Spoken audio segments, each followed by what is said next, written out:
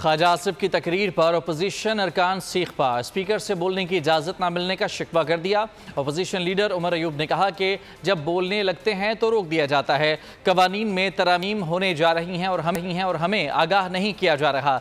Barrister Gauhar बोले, parliament इसलिए बैठी है कि अवामी मामलात पर बहस हो। अपोजिशन के साथ नारवा सलूक हो रहा है। अपोजिशन लीडर के घर पर छापा मारा जाता है। हुकूमत की इमा पर किसी के खिलाफ FIR दर्ज होनी चाहिए।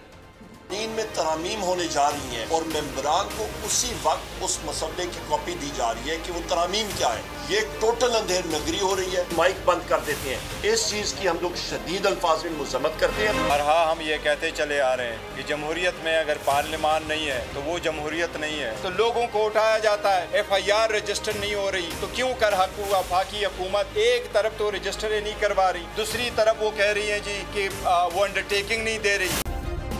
सब्सक्राइब करें और बेल दबाएं ताकि कोई खबर रह न जाए।